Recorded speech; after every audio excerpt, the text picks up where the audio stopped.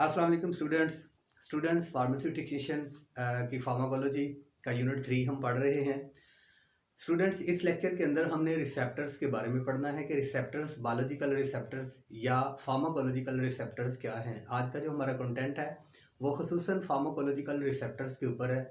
Students, जब भी कोई हम ड्रग लेते हैं तो ड्रग जो है वो बॉडी के अंदर जाके जब मेटाबॉलिक प्रोसेस से गुजरती है, फर्स्ट पास मेटाबॉलिज्म से गुजरती है या डायरेक्ट बॉडी के अंदर जाती है, तो वो जाके अपने रिस्पेक्टिव रिसेप्टर्स के साथ बाइंड होती है। बाइंड होने के बाद जो है वहाँ पे एक फॉर्मेशन बनती है, drug plus receptor formation. Drug जब रिसेप्टर्स के साथ जाके बाइंड होती है तो ड्रग रिसेप्टर फॉर्मेशन बनती है और उसके बाद जो है वो बायोलॉजिकल रिस्पॉन्स आता है। तो स्टूडेंट्स, आज उसी रिसेप्टर्स के बारे में या इन्हीं रिसेप्टर्स के बारे में हमने जानना है कि ये इनकी नेचर जो है ये कैसी होती है और ये प्रेजेंट कहाँ पर होते हैं। स्टूडेंट्स, लाखों की तादाद में हमारी बॉडी के अंदर रिसेप्टर्स प्रेजेंट हैं, लेकिन वो रिसेप्टर्स जो ड्रग जिनके साथ जाके बाइंड होती है वो जो रिसेप्टर्स हैं फार्माकोलॉजिकल रिसेप्टर्स कहलाते हैं, जिनकी क्लासिफिकेशन भी हो चुकी है और उनके जो नाम है और उनकी जो पार्टिकुलर लोकेशंस हैं जहाँ पे वो प्रेजेंट है वहाँ पर जो है वो भी उसकी जो डिटेल है कुछ हम जानेंगे। तो स्टूडेंट, सबसे पहले जानते हैं कि जो ये रिसेप्टर्स हैं वो किस नेचर के हैं।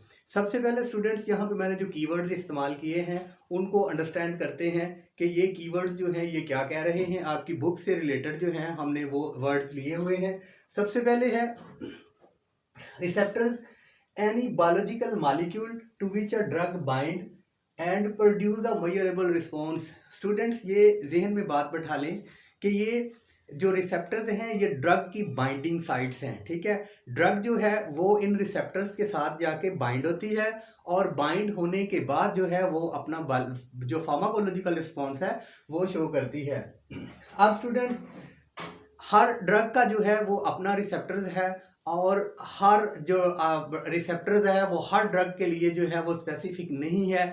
ऐसे ही मैं इसकी जो एग्जांपल देता हूँ। स्टूडेंट्स, आपके पास एक लॉक होता है, ठीक है, और आपके पास एक की है, ठीक है। जो ये लॉक है ये आपका रिसेप्टर्स है और इसके साथ जो इसकी की है वो आपकी ड्रग है। स्टूडेंट्स, अब जो मैंने बताया कि स्पेसिफिक रिसेप्टर्स होता है हर ड्रग का।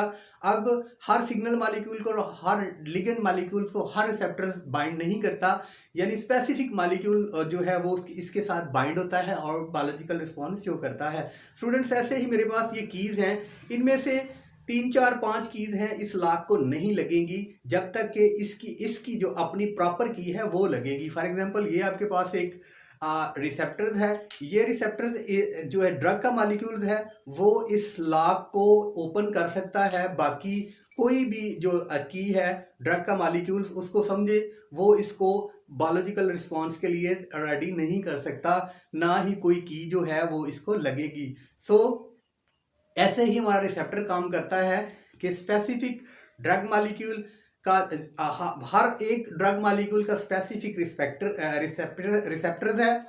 जो ड्रग मॉलिक्यूल है वो अपने रिसेप्टर्स के साथ आके बाइंड होता है और अपना बायोलॉजिकल या फार्माकोलॉजिकल एक्शन जो है वो शो करता है।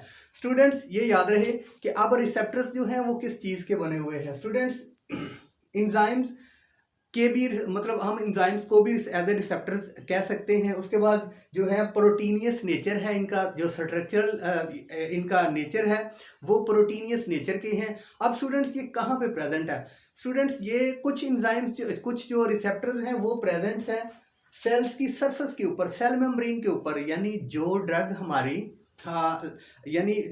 हमारी जो है वो लिपोफिलिक हैं, उनके जो रिसेप्टर्स हैं वो रिसेप्टर्स प्रेजेंट है सेल में, इंट्रासेलुलर स्पेसेस के अंदर, सेल्स के अंदर, ठीक है। और जो हमारी जो ड्रग है हाइड्रोफिलिक है, यानी जो वाटर सोल्यूबल ड्रग्स हैं उनके रिसेप्टर्स जो हैं वो सेल मेम्ब्रेन के ऊपर प्रेजेंट है, और जो फैट सोल्यूबल या प्रोटीनियस नेचर की ड्रग्स हैं उनके जो रिसेप्टर्स हैं वो या तो साइटोप्लाज्म के अंदर प्रेजेंट है या वो न्यूक्लियस के अंदर प्रेजेंट है।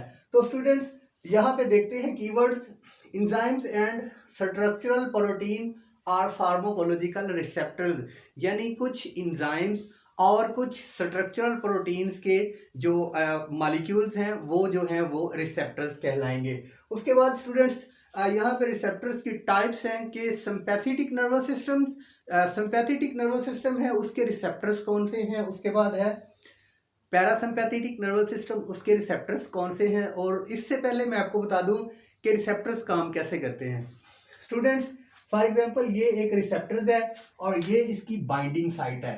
यहाँ पे कोई भी लिगेंड मॉलिक्यूल या ड्रग मॉलिक्यूल आकर के बाइंड होता है। उसके बाद स्टूडेंट्स ये बन जाता है ड्रग प्लस रिसेप्टर कॉम्प्लेक्स, यानी ये आपका रिसेप्टर्स हुआ और ये लिगेंड मॉलिक्यूल या सिग्नल मॉलिक्यूल इसके साथ आके बाइंड हुआ। और ये जो प्रेजेंट है या तो सेल की सरफेस पे प्रेजेंट है या इसके इंट्रासेलुलर स्पेसेस के, यानी या ये सेल के अंदर साइटोप्लाज्म के अंदर प्रेजेंट है। अब स्टूडेंट्स क्या होगा, रिसेप्टर के साथ आके ड्रग मॉलिक्यूल बाइंड होगा तो ये बनेगा drug plus receptors, drug receptors complex, ठीक है।